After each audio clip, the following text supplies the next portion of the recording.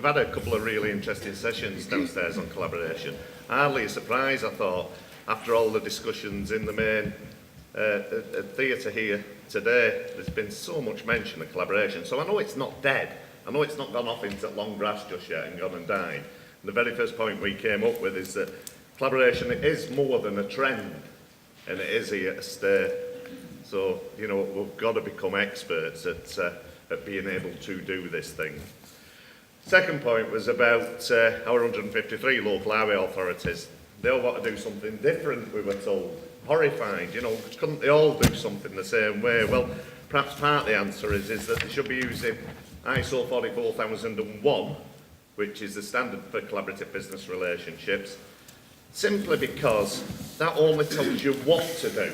It doesn't tell you how you've got to do it. And that's so important about the standard. So it still allows local authorities to be unique in terms of their approach to these things, but it makes them address the same issues. You should know why you're doing it from the very outset. If it's for the badge, stop now. You'll be wasting money, you'll be wasting time, you'll have a horrible time with your partners. So know why you are doing it, what benefits you're likely to derive from it. Cultural fit and alignment of objectives is absolutely fundamental. It's key. We had Frank Lee, who was on the panel, who's a director of BSI. One of the points Frank was making is that this isn't just the domain of the large organisations like the Kiers and the Atkins and the Balfour-Meates. You know, it's open to SMEs as well. The reason that we want to work with SMEs generally, you know, in our business as an example in Kier, is because of their agility. And then we go and face them with these big processes and big systems that inhibit the very thing that we wanted to engage with them in a collaborative effort. So when you do engage with smaller organisations, make sure your systems and processes are fit for purpose of working with them. A point that was really, I think, came home to me is that there's nothing that can't be made better by collaborating. I really do think that is true. And then finally, this business going back to SMEs again, because it's worth making the point twice. It's not only applicable at pan-industry level. This standard in for us, it's not just ours in highways. Network Rail and MOD were first to market with this. Now I'm going to claim, you know what, highways, we're stealing the march on them. Highways are ahead of the field. But it's there and it's applicable, not only pan-industry, but to all levels of our supply chain. So that's how you get the maximum benefit out of your collaboration. Thank you. I chaired the skills session. I think the main points that came out, we heard from 4 excellent speakers, 2 of whom focused on sort of projects in their use of technology, and another 2 very new entrants to the sector as apprentices. And I think what really came out of those sessions is that we still need to do an awful lot more to attract young people into the sector. And for me personally, I'm just talking about collaboration, is there more that we can do collectively as a sector and work together? Because we're all going off doing our bit, we're all going off into schools and promoting the sector in our own companies, but can we actually be channeling our efforts together and doing a combined approach? And also what also came out from our speakers was to really harness the use of social media, because clearly that is the way that we're going. And certainly a colleague who was sat next to me, one of the speakers, was saying, you know, kids learn how to use iPads and phones before they can start reading a book. And that is true with having 2 teenage daughters of my own, how important that social networking and that technology is. And speaking of technology, we also talked about the importance of technology and how exciting that is to the younger generation. And whilst technology is really moving quickly within the sector, are our actual practices really catching up with that quickly enough? So that certainly came out as a topic. We also talked about making sure that we put support structures in place for new people entering the sector, in particular young people, on the softer skills. And again, for me, it probably goes back to use of social media. I heard a couple of comments about people being concerned just even using the telephone or that face-to-face communication. So it's really just making sure that we support our young people when they're joining the sector. And one point that I really took away, and what really came out from each of the speakers actually, that what we are doing really does make a difference to people's lives. And I think, you know, we are the unsung heroes, and we saw a lot of that with the bad weather last week, that we do a hugely important job. And I think you could really feel the passion from the speakers today about that. They really get that. And I think if we can harness that more and sell that to people, that's a great promotional tool for the sector. And it's a great passion of mine. I think that's what I've taken from today. Innovation changing the way we work was never going to be a dull session. And it lived up on both the morning and the afternoon sessions. And yeah, sadly, what these sessions normally have is a rising level of debate, and you get to really good questions and then the time's up.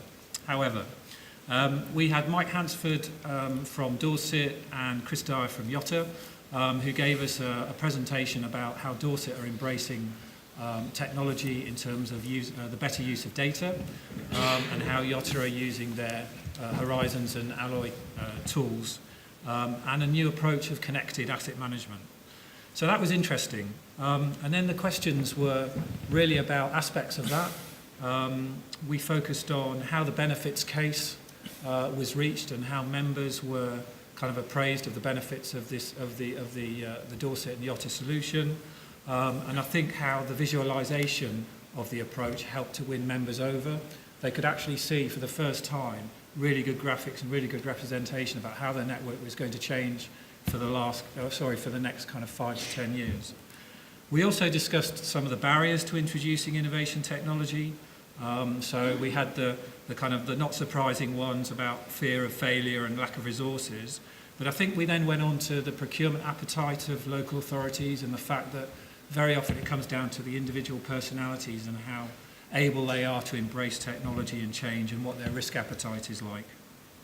There was a discussion on bringing ancillary assets more into the frame in terms of a holistic view. Very often technology has been focused on the payment asset or the structures asset, but very often these ancillary assets have quite a major customer impact. So again, new solutions, new data types are able to bring all asset types together. There were also lots of points around data and data management, including not only questioning why we collect it and the purpose of it, but also the ownership of data, data protection, and how local authorities and organisations might use data as a revenue stream going forward. There was also a focus on whether systems and data advances can help authorities to react quicker to what our esteemed colleague from the US called notice and no notice events. Okay, so I think in the future, data should be able to be used to predict and get people out on the ground before events happen. Lastly, and again it was morning and afternoon session, there was a real acceptance to embrace the involvement of what other people call disruptors, so the Amazons, Apples and Googles, others may be available of course, to increase the pace of technology change. I think there was an acknowledgement that it's going to happen, so let's embrace it, let's get them in, let's talk to them before they take over our industry. I chaired the session that was, I think, named Changes to the Network. So not anything to do with mobile phones, but very much a consideration around the consultation that's currently out around the Major Route Network initiative. Predicated around the Rhys Jeffries funded work that David Cornby and Phil Kerry carried out and resonated with government to the extent now where they're very supportive. And the exciting thing around this is that there's potentially 1.5 billion of the hypothecated vehicle excise duty allegedly going to be made available for this. We had two excellent presentations to set the scene and get the debate going. So Peter Molyneux, Major Roads Director, talked about the broader aspects of Transport for the North and the transport strategy, but then went on to talk about how the Major Route Network fitted in that context. And I think Transport for the North and Peter is sort of more advanced than anybody in this work. And I think what's incredible is that he's managed to get all the authorities in the North in agreement with the approach that they're putting forward, which just sounds quite amazing to me anyway. I think the challenge is that in the consultation, the DFT have been quite prescriptive about their definition of what the major route network should be.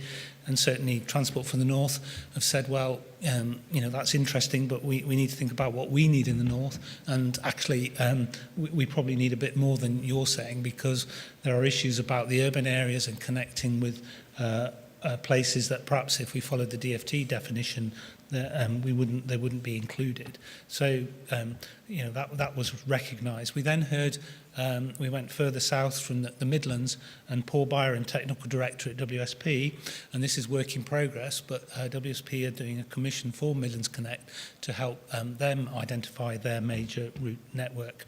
And this is a study that's coming from a top-down basis, looking at metrics around what sort of network the major route should be, but also bottom-up, very much listening to the views of the local highway authority, and then coming to a consideration about what would be appropriate. And I think similar sort of concerns and issues between Midlands Connect and Transport for the North around saying, well, actually, what the DFT proposals only go so far and they don't really fit, what's appropriate at a local level, and we probably need more of that network than perhaps DFT may be considering. So in the debates, we talked about, well, how's that problem going to be resolved, that maybe not one size fits all, and if we are going to look at localism and devolution, shouldn't we leave these STBs to determine what's appropriate in their geographic area? Does that matter? How is this money going to be managed and delivered? Well, I think both Peter and Paul were saying at the moment, they don't want to be prescriptive about that. There may be, it may be part of Highways England involvement. It may be, local authorities to determine. But the main thing is to make the case and have the clarity about what's required, and then, think about how those delivery arrangements may work in the future. The disappointing thing, I think, that we raised was that the consultation is silence on maintenance. So, this is a real opportunity to tackle some of that maintenance backlog on a very important part of the national road network.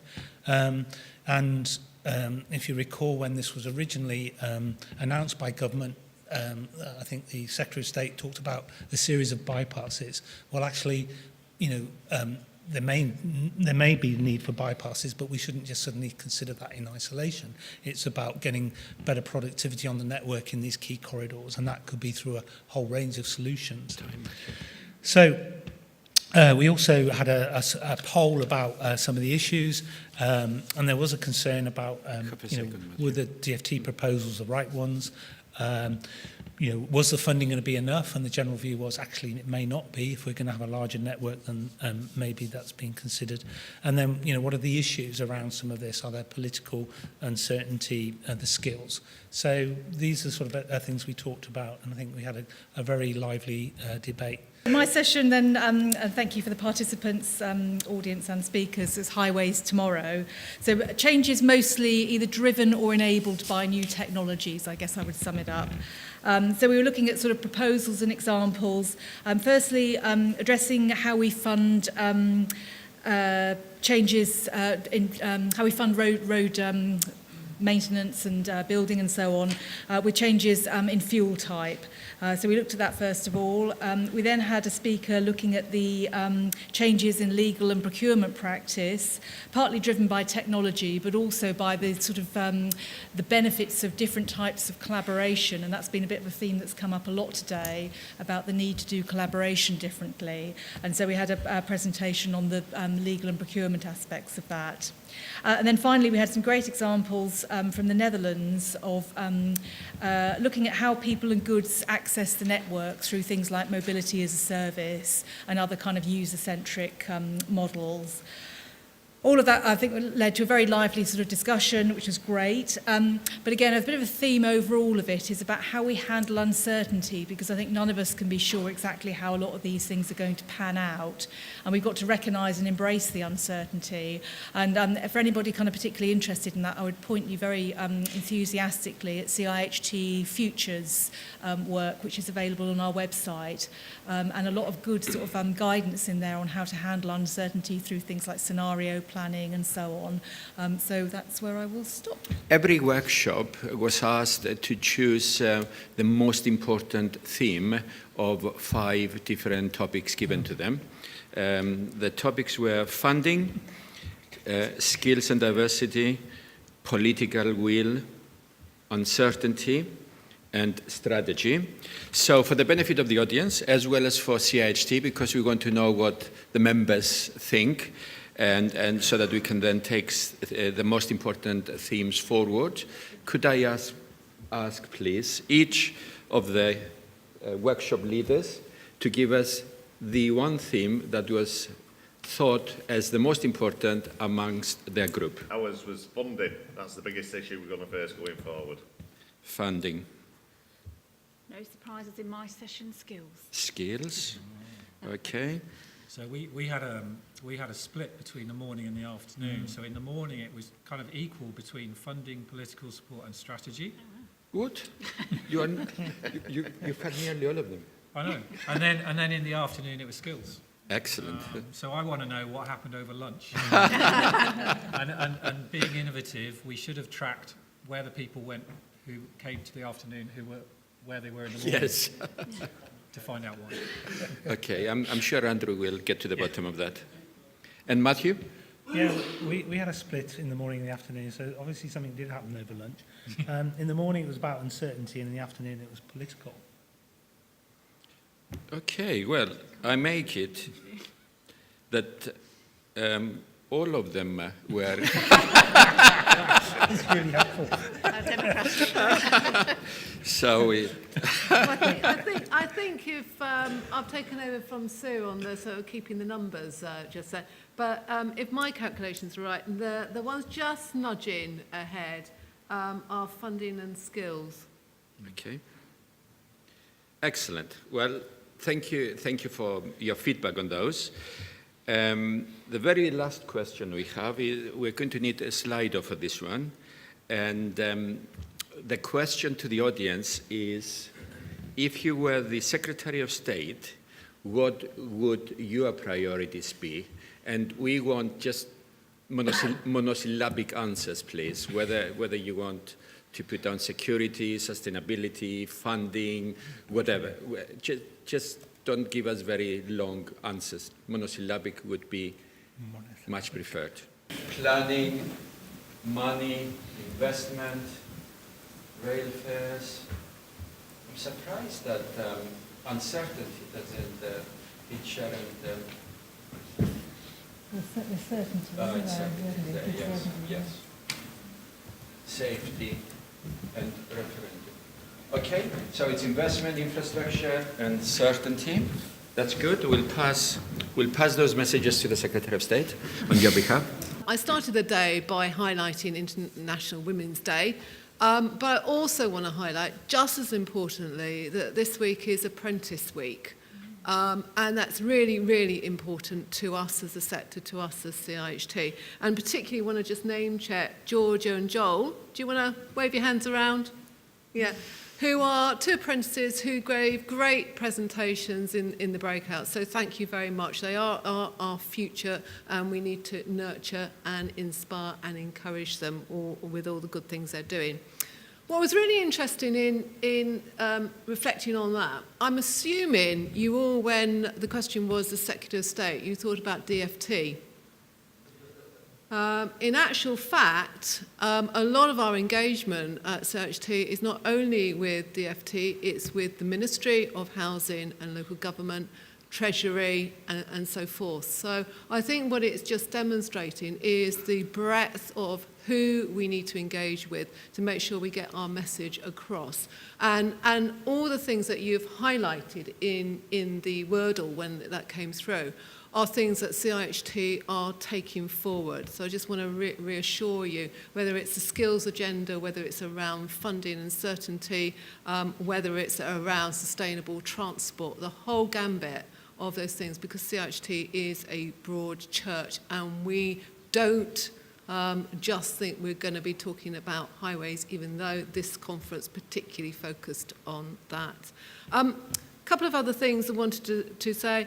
From my perception, what came through across the board was around communication. Key issue for us is that we're really great about talking to ourselves in a language that is quite exclusive. We need to get far, far better about communicating beyond ourselves in a language that is accessible, persuasive, and engaging. Because we need to, and we do have the solutions to a lot of issues that governments are grappling with, and we need to be able to demonstrate much more clearly the contribution that transportation and highways make to some of the really big societal issues.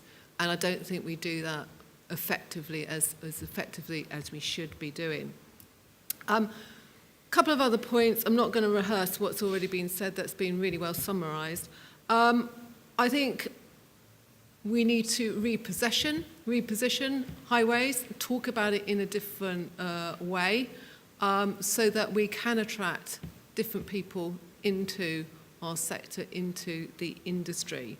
And we need to talk about it in a more exciting way, because actually it's a fabulous, fabulous career, and we aren't able to communicate that very effectively at the moment. What CIHT will be doing very much is, it's really important that we have and support our members on the what questions. How do you do something? What are you doing? How do you do that? But also it's really important that we deal with and tackle the why, the real fundamental questions of why are we doing this? And that is a real role for CIHT in providing that thought leadership.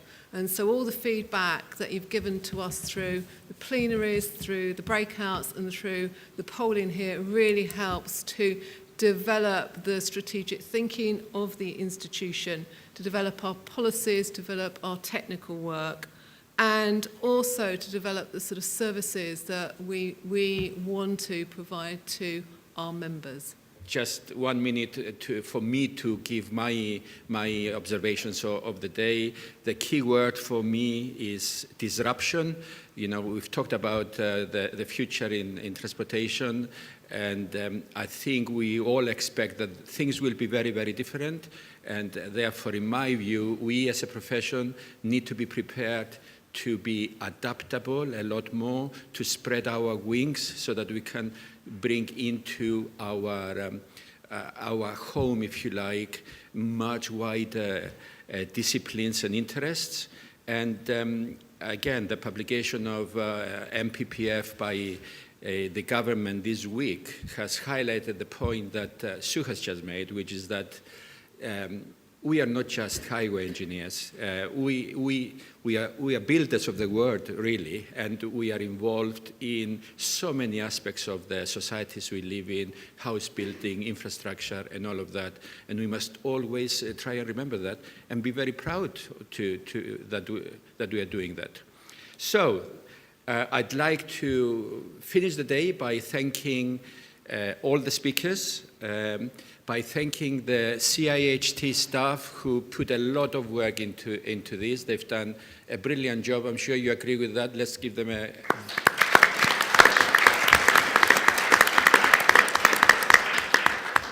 By thanking our sponsors, as I said at the beginning, we really rely on their support. And finally, by thanking you for your contributions during the day. Please join us for drinks in the usual area, and I hope that you will all have a safe journey home in the evening. Okay?